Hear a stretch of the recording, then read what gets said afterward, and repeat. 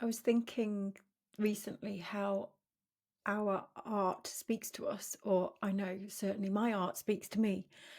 And it's a bit of an abstract concept, really, or it can be, in the sense of when I first started making art, I definitely think that I wasn't connected to what it was saying. So I was making purely just because I needed to make.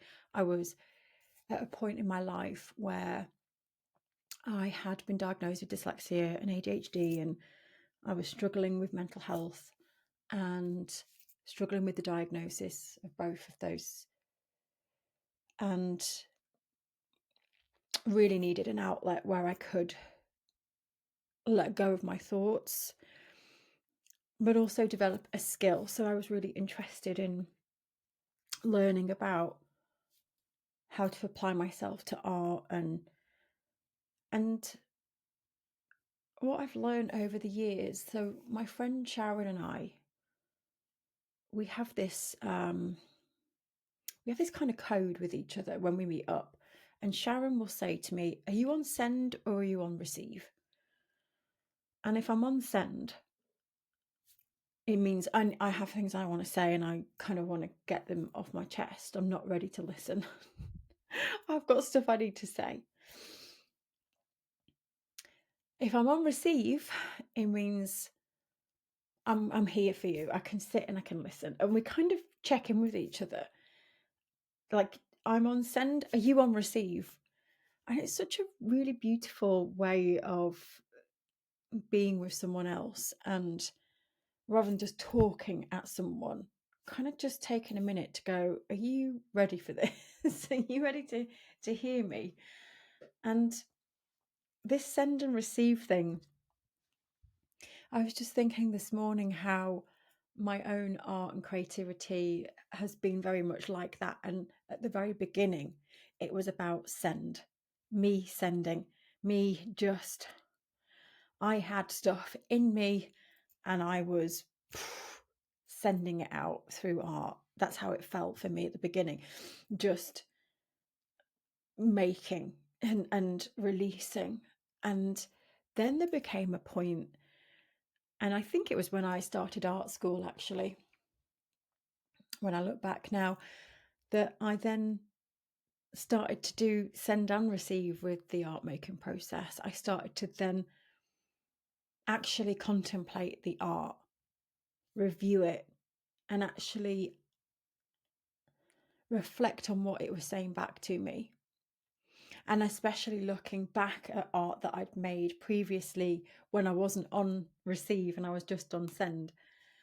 And I looked back at art that then started to speak to me in different ways. And I could see that, for example, why a piece of art that I did not like, where it wasn't working and why I didn't like it.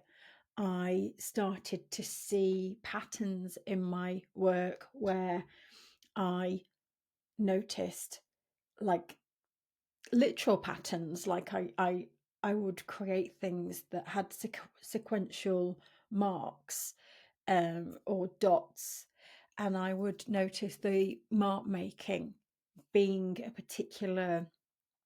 in a particular way, like not precise at all. My mark making is very organic and fluid and rough, and I'm fast and I carry a lot of energy. So I'm quite heavy handed. And so what started to happen over time was that I started to then listen to my artwork and read it and see things in it. And then there has become this push pull of send, receive, send, receive, send, receive. And now what's really exciting is that I'm at a point now where I've probably do more receiving and more reading of my artwork and my creative work. And it tells me so much about myself. And one piece of artwork that may have spoken to me in a particular way years ago speaks to me so differently today. I don't know if that makes any sense to anyone listening. But I saw something in a particular type of work. I'm going to give my leaves as an example because they're the most recent ones that I can think of. The leaf motif that I kept painting over and over again, I saw that as a symbol of pain and upset, and I was doing it because I was going through a bad time. And then over time, what happened, and I didn't like the output of them. I didn't like what was coming out. They just, as finished pieces, they felt rubbish, and I hid them away. And then it was a few years later, 4 years later, when I got them back out again, I started to process them and why I made them. And then I saw them in a completely different way. And they actually said things to me.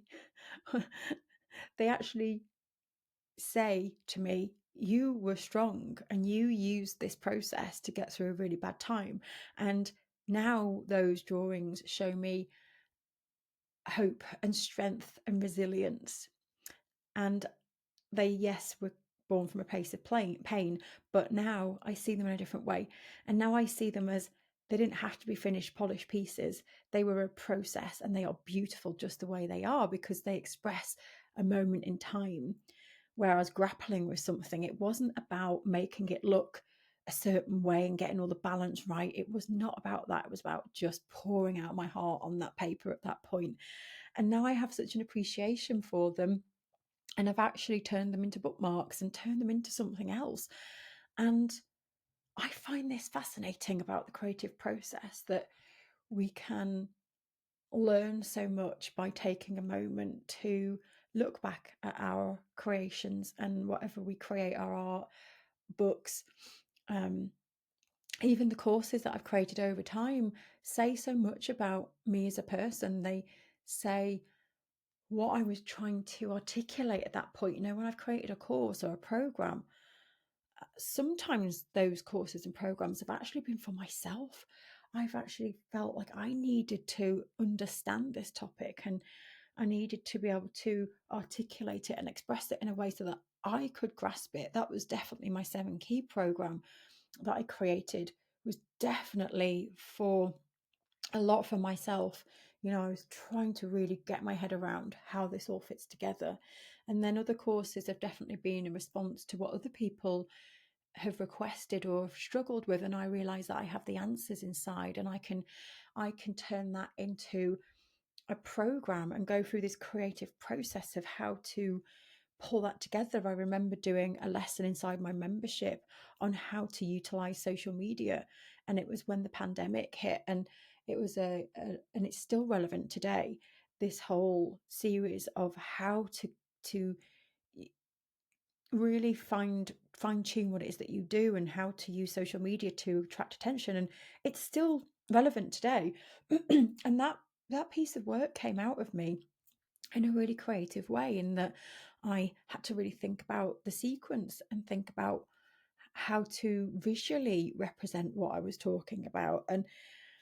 And I realize now that at that point, that part of me was, and there was a big need to help other people, and how over the years I'm able now to do that because of all the creative things that I've done. And I so I guess what I'm trying to say in this episode, which is a bit abstract and all over the place, is that when we are creating, sometimes it is just about send, and we don't need to analyze it, and we don't need to look back at it, and it's that process of just getting things out. And then sometimes it's about, what is okay, let's just receive that back. Let's look at that a little bit of what I've just created, and maybe you come back to it years later and reflect on it. And what is it saying? And what was it saying about you at the time when you created it? And what is it saying now? Now you're a different person. And for me, this is definitely part of the creative process of really going backwards and forwards, and how you grow as a person. You understand more about yourself, you understand more about your work, you start to make lovely connections. And this is what I talk about actually in my book, Your Art Matters. I talk about this process of fine tuning what you do, and give you exercises in that book too on how to learn how to read and connect with your artwork more. because it's a beautiful process. The more you connect with yourself on a creative level, the more you feel content in this world. That's what I believe. And so that's my musings today. I just think if I could give you any tips, is just to make some time sometimes to just reflect and bring back even just one piece of work and maybe question what was going on when I made that piece. Why did I make that piece? What does it mean to me? What is it saying to me? um, and if there's nothing there, then just keep moving. Don't over question, just probe and see what comes out, because whenever I do this exercise, I always surprise myself. Have a wonderful, wonderful week. Behind the scenes here, I'm working on our vision for 2025 for United Art Space and for our membership and for all of our events next year. I'm taking my time doing that. I've had low iron recently, so I'm just taking it steady and I'm getting my iron levels back up, and doing some planning behind the scenes. So soon I'll be releasing when our next event will be, which will be our big January planning event, which is all about designing your life and having your best year yet. So that'll be coming very soon. So keep a lookout for that, because that is our big, big event that we do every year. And it's just absolutely amazing. I love it. Okay, take care, my friends. Speak to you soon.